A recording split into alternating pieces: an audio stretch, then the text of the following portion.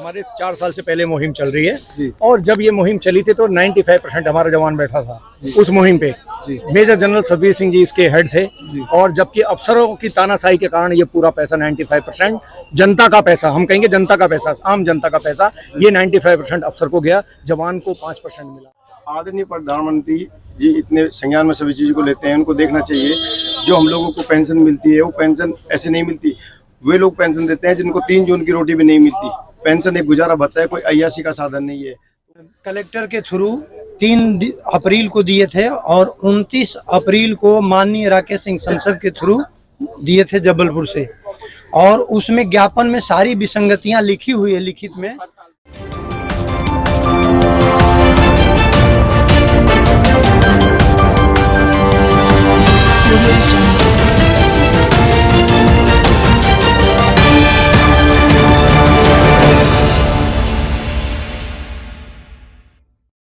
हमारे साथ कुछ सेवानिवृत्त लोग यहाँ पर जुड़ चुके हैं जिन्होंने सरकार में अपनी सेवाएं दी हैं, सेना के अन्य विभागों में दी हैं।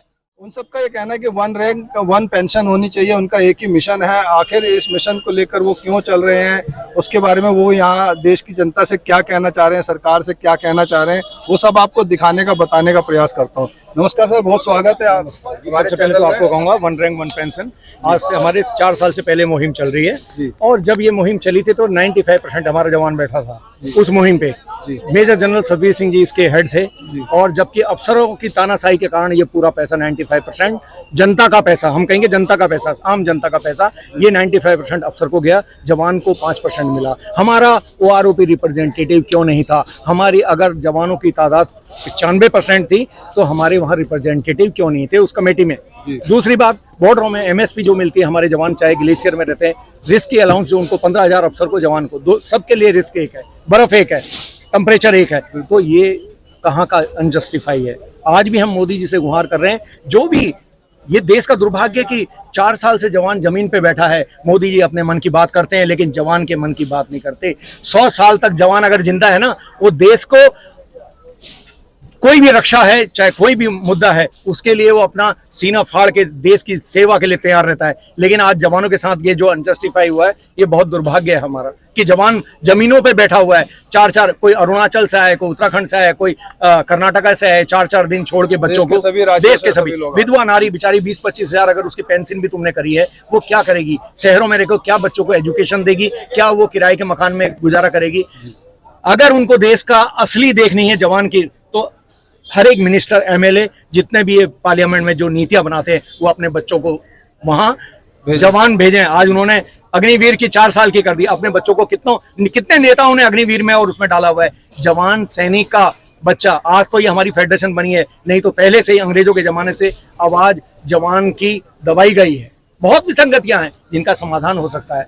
इसमें अफसर हम कहते हैं ठीक है एजुकेटेड है, आज जवान भी अनएजुकेटेड नहीं है, उसको भी उसके बराबर का जो हक है उसको बराबर मिलना चाहिए। ये जो फाइनेंस पैसा आया है, ये आम जनता का पैसा है, ये कोई मोदी जी ने नहीं दिया है, फाइनेंस मिनिस्ट्री ने नहीं दिया है, ये आम जनता का पैसा है। तो देश हित के लिए हम यही कहते हैं, देश अपने जवान अनुशासन में रहते हुए आज भी वो मांग कर रहे हैं 2024 से पहले हमारी जो आज विसंगतियां हैं, इनको सदा के लिए पूर्ण दूर किया जाए, और नहीं तो इसका परिणाम बहुत अच्छा नहीं होगा, देश हित के लिए अच्छा नहीं होगा। ठीक है, आपका शुभ नाम? मेरा नाम परमानंद, लीडिंग सीमैन, मैं एक्स इंडियन नेवी। जी सर, आप क्या कहना चाहेंगे?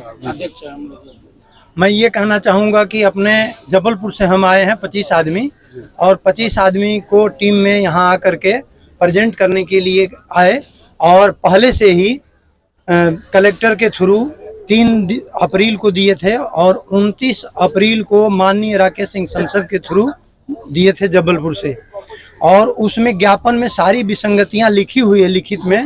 सरकार के पास है, माननीय राष्ट्रपति, माननीय प्रधानमंत्री, माननीय रक्षा मंत्री, तीनों को दिया हुआ है और ऑलरेडी सरकार को पता है।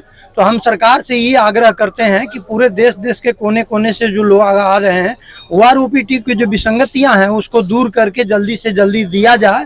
और जो भी हमारा यहाँ प्रेजेंट कर रहे हैं ऑल इंडिया फेडरेशन टीम से, ये लोग व्यवस्था को बनाए रखने में सुचारू रूप से चलाते हैं, और सभी से आग्रह करते हैं जो आए हुए लोग हैं, शौक जोश होश मेंटेन करें, किसी भी बात को लिए कि दूसरे लोग जो घुसना चाहते हैं उनको घुसने ना दिया जाए इस संगठन में।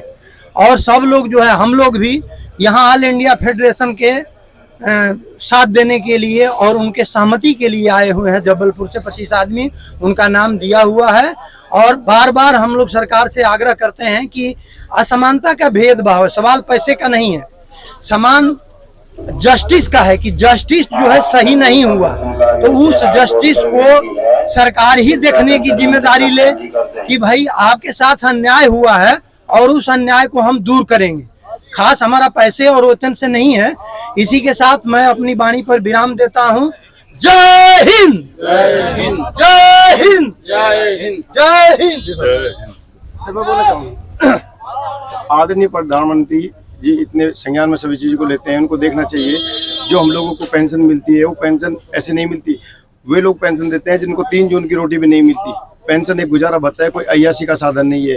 तो उन लोगों को देख जिनको लाखों रुपए पेंशन मिलती है, उस पर रोक लगाए, कोई लिमिट करे कि 1 लाख के बाद पेंशन मिलेगी। लोग 2.5-3 लाख रुपए पेंशन ले रहे हैं, तो उसको एक लिमिट बना दो कि 1 लाख से ज्यादा पेंशन नहीं मिलेगी। और जिन जवानों का गुजारा नहीं हो रहा, विधवा है जिनका गुजारा नहीं हो रहा, उनके लिए बढ़ोतरी कर दो। मतलब पेंशन एक गुजारा भत्ता है, अय्याशी का साधन नहीं है। उस पर निर्णय लेना चाहिए सरकार को ठोस, मतलब इसके लिए मतलब देखना चाहिए।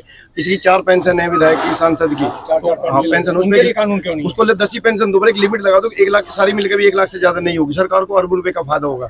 एक मेरा सुझाव है सरकार के लिए, मेरे पास सुझाव तो बहुत है और मेरा सोशल मीडिया पर नंबर है पर कोई फोन नहीं करता। मेरा सुझाव ये है, जो अग्निवीर भर्ती है, काश की भर्ती हमारे लिए नहीं, जो भी चुनाव के माध्यम से लड़ना चाहता है, प्रधान का चुनाव हो, सरपंच हो, MP MLA सांसद मेंबर ऑफ पार्लियामेंट किसी का भी हो, उनके लिए कंपलसरी हो जाए। मतलब जो नई पीढ़ी लड़ रही है उनके लिए अग्निवीर कंपलसरी हो जाए। तो इससे फायदे देश को क्या क्या होंगे?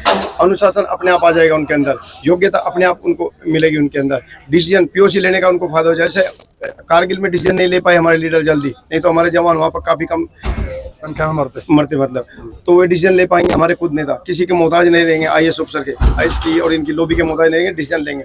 तो अग्निवीर हर उसके लिए हो जाए जो चुनाव लड़ना चाहता है। अगर सरकार इस पे ले तो सारी समस्या हल हो जाएंगी देश की। चलिए धन्यवाद। अग्निवीर को उनके लिए लागू कर दो। मतलब जो चुनाव से लड़ता है, वो अग्निवीर में 4 साल नौकरी कर आएगा, उसके बाद चुनाव लड़ता है, योग्यता के रूप में अग्निवीर कंपलसरी कर दो उनके लिए। देश की सारी समस्या हल हो जाएगी।